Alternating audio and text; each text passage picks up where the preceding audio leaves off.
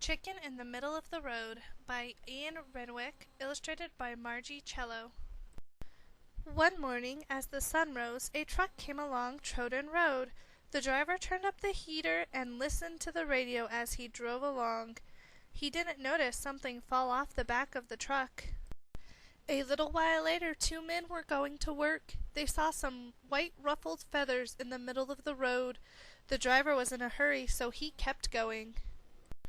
As the sun climbed above the trees, Debbie Watson passed the white ruffled feathers on her way to school. "Oh, yuck! A dead chicken," she thought. Debbie Watson kept on walking. Two friends, Barry and Ian, were not far from school when they heard the bell ring. "Hey, Barry, look at the dead chicken," shouted Ian. They walked over to it. Barry bent down and prodded the chicken with his finger. "It's still alive," he announced. "Quick, lend me your sweater." There was blood on the chicken's head. It didn't try to run away when Barry wrapped it up in Ian's sweater. When they got to school, everyone was already inside. "Sorry we're late, Miss Willis," said Barry, "but we had to stop and help this." Some of the children looked up as Barry started to unfold the sweater. "Oh, yuck!" squealed Debbie Watson. "It's the dead chicken from the middle of the road." Everyone stopped what they were doing and tried to get a closer look.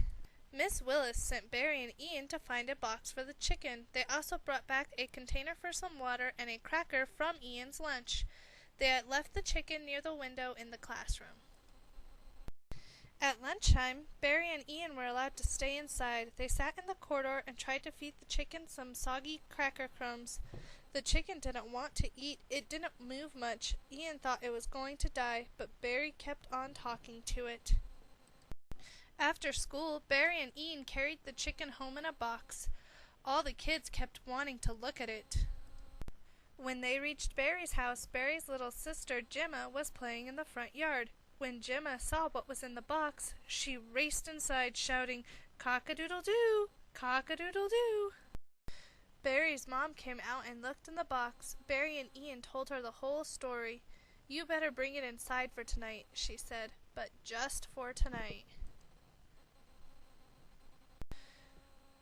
Within a few days, the new cock-a-doodle-doo began to eat and flap its wings. Soon it hopped out of the box and began to explore the backyard.